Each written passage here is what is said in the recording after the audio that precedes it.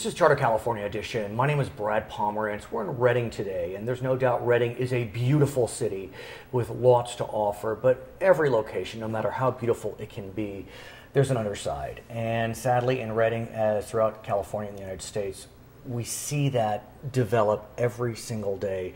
It's my pleasure to introduce you to Suzanne Russell. She is one of the co-founders of the Northern California Anti-Trafficking Coalition. And you are at a junior high school today. Today. And here we are in beautiful Redding with the Sacramento River, and you'd think everything is, you know, lollipops and roses. Tell us about that quick interaction with the students you had today. Yeah, today, funny enough that I'm here now, but I was at a middle school this morning talking to about 15 kids about social media and the effect that it has on us and why it makes us vulnerable. Sure. And I asked a really simple question, just how many kids in the room either have a broken family situation or someone, a parent with a drug or alcohol addiction. So and I would have thought, let me just make a prediction. I know the answer, but I would have thought out of 15, 5, 6, 7. Yeah, at most half. Yeah, 5, 6, 7. Yeah. And the number was? And every single kid raised their hand. 15. Was this a challenged section of Redding? Was this a more vulnerable section of Redding? It's one of, I would say, it's one of the schools that has a bit of a challenged population. But still, I mean, this is not South Central Los Angeles. Right. This is not, I mean, this is, you know, a fairly well-heeled community. 15 out of 15. Yeah. And what is the result of that? What are the ramifications of these children in middle school who have come from broken homes? What can be, I should say. Yeah, well, it's just highly possible that when you come from a broken family situation, which I do myself, it makes you so vulnerable to being victimized. And in this case, with the NCAT Coalition, we're looking at the vulnerability of being trafficked. Right. And let's explain for our viewers what that means. Because when you think of the word trafficking, it kind of conjures some film from the 80s when some individual got brought in from Asia or Latin America and was forced to work, you know, at a home or was a sex slave. But no, it's not just that. No, it's not. It's really typically in this country, it's our own children being sold into slavery, exploited for sex, even by their own family members, but sometimes people they don't know. I was speaking with one of your co-founders, and he has adopted a daughter who he revealed faced that fate with a less than scrupulous family member allowing their minor daughter to be sold for sex. And when I say minor, I mean very small. Young. Yeah. So tell us more about what's happening here in Redding, because there's two sides of it. There's the kids that are being trafficked, but there's also a safe place. Yeah. And so tell us about that. Yeah, so what we're trying to do in Redding is really see trafficking eradicated as a whole. Two of the things that kind of make trafficking happen here, make it a kind of an easy market for sex for sale, is our vulnerable population and also just our location on I-5.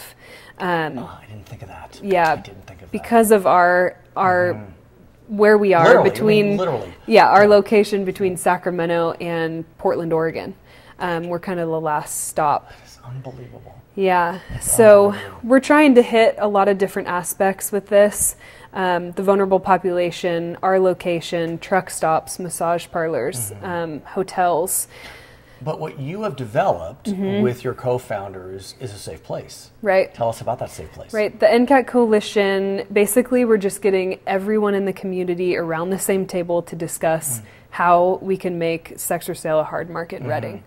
But what about, if I can ask, is there not a safe house? Oh, yeah. There's a safe house here. Right. It's actually not in Redding. It's in Northern California. In this area, let's call it. In this area. We would never say where it is. Okay. Which is appropriate. But I know that your co-founder, that's where he found his daughter. Yeah. Was in this safe house. And people come from all over to go there. And so tell us about how NCAT, as you call it, is able to work with this safe house to help these girls. And maybe boys too? Yeah, boys too. Okay. I think the accurate percent in this country is like 92% Yeah, female. I heard that before. Right? Yeah. So how do you interact with the safe house in such a way as to save these girls? Well, anytime we're made aware of someone who has been trafficked Right. in this town, that is the first place that they can go, get away, and get the resources they need. And we also have a resource network called the Beacon Resource Network. And that's just community members. We have a database. When we're made aware of a need, we blast out an email, and people in the community respond to fulfill those needs. You had said that so often those girls that are trafficked are our daughters, our nieces, our friends, and we have no idea. What are the signs, what are the clues that you can offer our audience that will inform them, well, wait a second, something's not right here. What can you tell us? Well, the best way to spot trafficking is just to educate yourself. So if you know who's vulnerable, what vulnerable looks like, and what the population is that could be trafficked, and you have a daughter or a niece who's about that age, I would say the biggest indicators are not really having control of her own life, if she's really indebted to friends, if she needs to be out long hours of the night, if she's always hooked on her cell phone, which many of them are, but if she's having kind of inappropriate connections with older men on her cell phone. A lot of people that are victimized get kind of they won't make eye contact with you. They look down at the ground if you bring up anything sexual related or law enforcement related. What about drug and alcohol use? What does that often indicate? Yeah, I think or that can indicate. Yeah, sometimes traffickers or pimps will use drug and alcohol just to manipulate and be in control. I had met a girl that was trafficked, and she actually was never forced drugs and alcohol, but she chose to take drugs because it numbed dealing with what she was dealing with. I have to ask you, you were born and raised in Reading, you have your own business, you're busy, I'm sure. Why does this coalition speak to you? I mean, at this stage in your life, you don't have a daughter yourself. Right. You may, whatever it may be. What is it? Why does this speak to your soul? Well, from the time I was really little growing up, anytime I would see a missing poster or see on the news this girl went missing, I would lose sleep over it. I would cry. I would ask my mom for weeks what happened to her. And I learned about trafficking when I was living in Sacramento, which it's heavily an issue in Sacramento. And so I read an article about 3 trafficked women that were in their 50s then. So they had been trafficked, years before. And I just couldn't act like I didn't know anymore. And so when I decided to move back to Reading, my hometown, I got connected with the right people, and we founded the coalition together. For our viewers who may live in Shasta County, this area, Lassen County, how can we get involved in NCAT, as you call it? We have a website and a Facebook. Okay. And you can go on there and just message us if you want to come to our meetings. We have monthly meetings.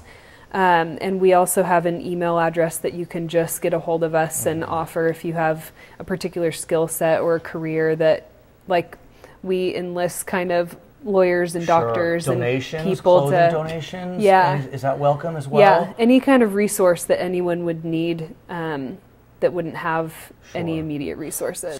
Suzanne, I want to thank you so much for joining us, but more importantly, I want to thank you for having the vision to start an organization that is saving so many young women, young men.